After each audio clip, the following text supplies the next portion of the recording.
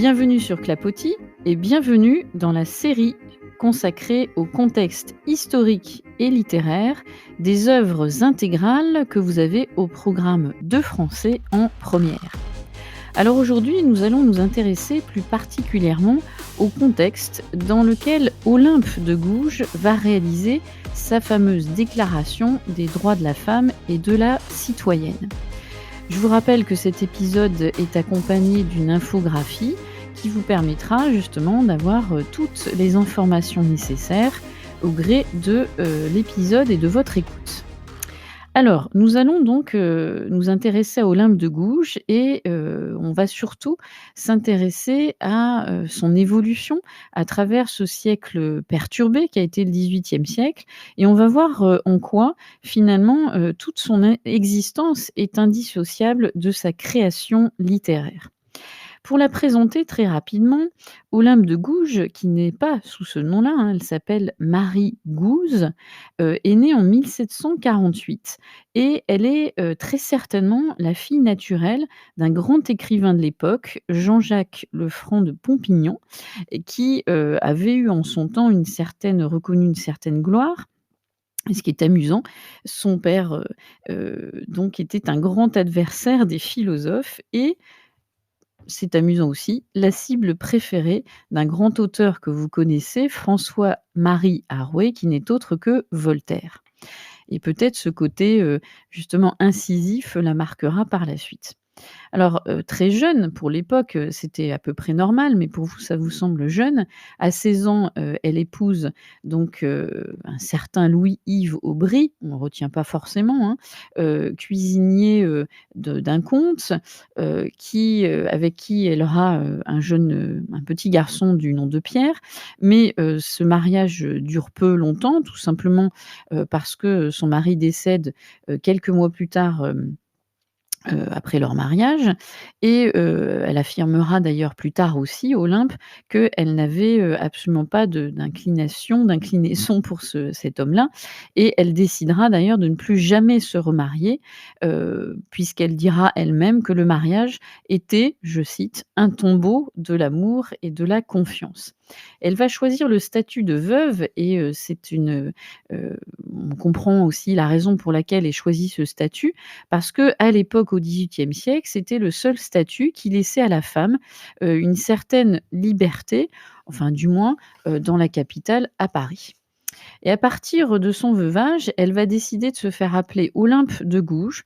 Olympe parce que c'est le prénom de sa mère et Gouges parce qu'elle s'amuse à transformer son patronyme, plus simple à prononcer de la sorte.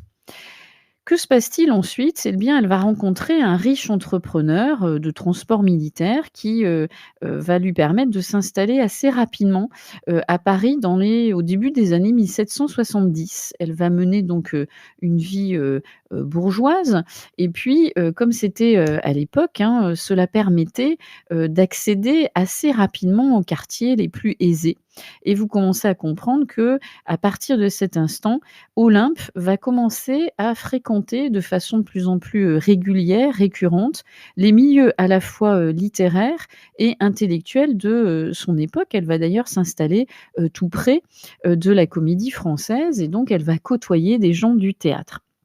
Important parce qu'on va comprendre par la suite l'influence du théâtre dans sa vie et dans son œuvre.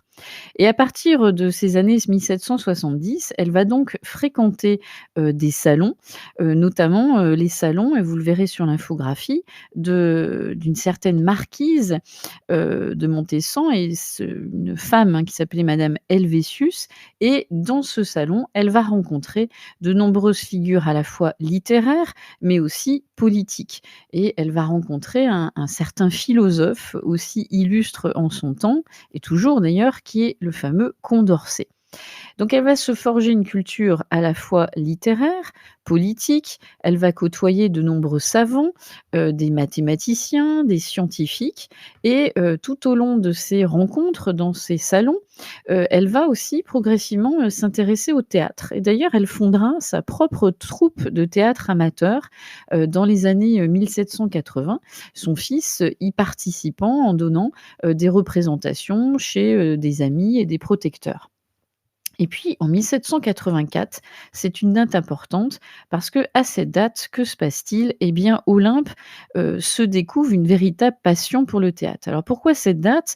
Eh bien, tout simplement parce que, et ça vous le connaissez aussi très certainement, à cette date-là, un illustre auteur du nom de Beaumarchais fait jouer sa fameuse pièce La Folle Journée ou le mariage de Figaro, qui un énorme succès, c'est un triomphe, qui est aussi triomphe parce qu'il fait polémique, puisque dans cette pièce, Beaumarchais dénonce les privilèges de la noblesse et mais aussi, il dénonce, la domination des hommes sur les femmes et Olympe s'enthousiasme de cette pièce-là, à tel point qu'elle décide aussi, d'écrire une pièce, du nom du mari enfin ça s'appelle «Le mariage inattendu de Chérubin». Heu, Aucun succès, pourquoi? Bah, parce que Beaumarchais, très méfiant, pense y voir une forme de plagiat et donc il va s'arranger, hein, en fait, pour empêcher la représentation et la pièce ne sera d'ailleurs publiée qu'en 1786, mais avec aucune répercussion, à l'inverse de la pièce et la suite d'ailleurs, enfin la trilogie de Beaumarchais. Mais c'est pas grave. Olympe, est convaincue qu'elle a trouvé enfin sa voie et d'ailleurs elle écrira une vingtaine de pièces, jusqu'à sa mort et il y a une pièce, célèbre ou du moins qui nous intéresse nous énormément pour comprendre son parcours intellectuel et vous le verrez aussi sur l'infographie. Cette pièce s'appelle Zamore et Mirza ou L'heureux naufrage. Elle l'écrit en 1784 et à votre avis, de quoi parle cette pièce? Eh bien, elle dénonce l'esclavagisme. La pièce est approuvée à l'unanimité par le comité de lecture, hein, de la Comédie Française et c'est la première fois d'ailleurs que le thème de l'esclavage est abordé au théâtre et par contre, ce qui va être jugé comme scandaleux à l'époque, c'est que, le dénouement n'en est pas moins surprenant. Pourquoi? Parce qu'en fait, l'esclave du nom de Zamore, qui a d'ailleurs tué, heu, un personnage, bon je raconte pas toute l'histoire, il a tué un certain, personnage, hein, qui aurait violé, sa fiancée Mirza, à la fin obtient, sa grâce auprès du gouverneur de l'île et ça va faire scandale, parce qu'on estime que non, on n'aurait pas pu avoir un dénouement avec un esclave qui s'en tire aussi bien et donc il faudra attendre 1789 pour voir, d'ailleurs sa pièce représentée pour la première fois. Mais vous imaginez que très vite, la pièce sera retirée de l'affiche, sous la pression du parti des colons, jugeant cette pièce, indécente puisqu'elle est en faveur de l'esclave et non pas du colon. Donc ça pour eux, ça se termine très mal. Alors toutes ces contrariétés ne découragent pas pour autant Olympe et elle continue à écrire et puis on est en 1788 et là, elle est rattrapée par la réalité, de son histoire. Déjà, depuis quelques années, la situation politique et sociale se dégrade et Olympe se dit que plutôt de, poursuivre uniquement une carrière théâtrale, bah, finalement, il vaut mieux s'engager résolument dans les combats de son époque. On est en février 1788 et comme le philosophe Condorcet, elle côtoie aussi Mirabeau, elle va adhérer à la Société des Amis des Noirs, une des premières marques aussi, de son engagement politique. Et lorsqu'il y a en mai 1788, la convocation des États généraux, pardon, par le roi pour l'année suivante, elle va commencer à publier des premiers écrits qui vont marquer, quelque part cette carrière, nouvelle politique et son premier écrit s'appellera tout simplement «La lettre au peuple» en novembre 1788 où elle est déjà dans cette dynamique de proposer des solutions pour faire avancer la société française. Elle propose en effet un impôt volontaire pour lutter contre le déficit, tout en, fustigeant l'excès de luxe, débordant à cette époque. Elle va plus loin puisque en décembre, elle poursuit, dans des écrits appelés, «Remarques patriotiques» où elle va suggérer, et c'est là toute la modernité d'Olympe, une série de réformes sociales qui prônent, écoutez bien, une assistance sociale pour les plus démunis. Où elle propose aussi de créer des maternités, qui, justement, permettraient, de lutter contre le taux de mortalité, des nouveau-nés, le taux de mortalité des mères, en mettant en place, tout un système, de réflexion autour de l'hygiène. Et puis on arrive à l'année 1789 et là, elle n'hésitera pas à afficher dans les rues, à faire publier une douzaine de brochures, sur tous, les sujets, marquants, de son époque. Alors ce qui est intéressant, c'est que c'est une touche à tout intellectuelle, c'est-à-dire que dans ces brochures, elle va, à la fois évoquer, la modernité, de la ville, en évoquant, la façon dont on pourrait, rendre plus propres les rues. Elle va évoquer, le droit au célibat des prêtres pour, justement lutter contre l'hypocrisie, de ce statut. Elle va multiplier, des écrits pour militer pour, pardon, l'égalité des sexes. Elle va prêcher, bien sûr, l'anti-esclavagisme. Bref, elle se fait, reconnaître, hein, justement pour ses écrits, novateurs. Et on arrive, le fameux septembre 1791, elle publie sa fameuse Déclaration des droits de la femme et de la citoyenne. Alors il faut savoir que, et j'en reparlerai dans un autre épisode qui, évoque, le statut des femmes à son époque. Il faut savoir que, quand elle sort sa déclaration, bien sûr, elle est, déjà reconnue comme, quelqu'un qui est, novatrice, et qui, veut faire évoluer les choses. Et d'ailleurs, elle va continuer à fréquenter les tribunes, des clubs, de l'Assemblée nationale, les sociétés savantes, les salons. Elle va multiplier les démarches pour que des délégations de femmes participent aux différentes manifestations, pour aussi, défendre leur statut véritable de citoyenne.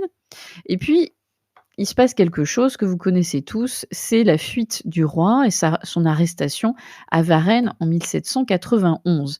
Je vous renvoie d'ailleurs à la série d'histoires, dans laquelle vous trouverez un épisode consacré à cet épisode justement de Varennes. Qu'est-ce qui se passe? Le roi a essayé de fuir, il s'est fait arrêter, ramener, illico presto, si on peut dire comme ça. Elle va bien sûr condamner la trahison du roi. Mais en 1792, elle s'offre, à le défendre comme homme et non souverain au cours de son procès. Et c'est peut-être l'acte qui va la conduire vers sa fin tragique. En défendant l'homme, et non le roi, elle devient, justement, on la soupçonne d'avoir, des penchants pour, la monarchie. Et sa situation va devenir problématique, car pour avoir défendu l'homme et non le roi, on va considérer ça comme une véritable provocation insupportable et surtout le signe de son attachement à la monarchie, alors que la République est déjà proclamée depuis quelque temps. Et c'est vrai que, petit à petit, elle va se montrer de plus en plus critique contre les violences qu'elle a toujours condamnées, et les nombreux massacres, hein, qui se sont passés durant l'année 1792. Alors elle va prendre fait et cause pour ses amis, girondins, elle va multiplier les attaques contre Robespierre, contre Marat, elle va accuser tous les artisans de la terreur et elle ne va pas hésiter à, placarder, des affiches, signées, du nom de Polyme, qui est l'anagramme d'Olympe, et elle dira dans ses, placards, ses affiches, en parlant de Robespierre: «Tu te dis l'unique auteur de la révolution Robespierre. Tu n'en fus, tu n'en es et tu n'en seras éternellement que l'opprobre et l'exécration». Imaginez l'audace de cette femme qui ose afficher publiquement dans les rues de Paris, sa haine contre Robespierre. Ultime provocation et geste, qui finira, par la conduire à sa propre perte. Puisqu'elle va aussi, c'est son dernier geste véritablement républicain et démocratique, elle va publier en juillet 1793 une affiche, Les 3 urnes ou Le salut de la patrie, que vous retrouvez, sur l'infographie, qui finalement la conduira à l'échafaud. Qu'est-ce qu'il y a dans cette affiche? Eh ben, en fait, elle propose une élection à 3 choix. Soit un gouvernement républicain, soit une république fédérale, soit, écoutez bien, une monarchie constitutionnelle. Et pour avoir évoqué cette dernière possibilité, elle va être arrêtée et on va justement, considérer que définitivement Olympe de Gouges est bien contre la République. Elle va être emprisonnée, Pour autant, elle arrivera à faire afficher des textes où elle se défend et le 3 novembre 1793, au lendemain de son procès, elle est guillotinée. Elle n'avait que 45 ans et voici la feuille du salut public qui lui réserve, une sorte d'épitaphe le 17 novembre 1793. Vous le verrez aussi sur l'infographie. Il est écrit la chose suivante: «Olympe de Gouges voulut être un homme d'État et il semble que la loi ait puni cette conspiratrice d'avoir oublié les vertus qui conviennent à son sexe». Tout est résumé dans cette, épitaphe tragique, pathétique. On voit bien combien Olympe de Gouges a été aussi une victime de la Révolution et pour autant a su défendre des idées extrêmement modernes pour son temps, et c'est ce que vous allez justement étudier, dans son œuvre. Mais cet épisode avait pour, fonction de vous montrer avant tout combien l'histoire avec un grand H avait rattrapé la petite histoire de cette femme partie de rien depuis Montauban, dans sa ville natale du sud, était montée à la capitale pour vraiment prétendre, révolutionner dans le sens noble du terme, ses idées, cette vision qu'elle avait de la révolution, qu'elle avait de la République et aussi sa vision pour les femmes. Dans d'autres épisodes, on abordera aussi, combien, son écrit, a marqué, son temps et combien on mettra du temps aussi à la reconnaître en tant qu'une femme, politique, une femme littéraire, une femme avec des idées fortes. Mais ça, je vous donne rendez-vous dans d'autres épisodes sur Clapotis. Je vous dis donc à très vite!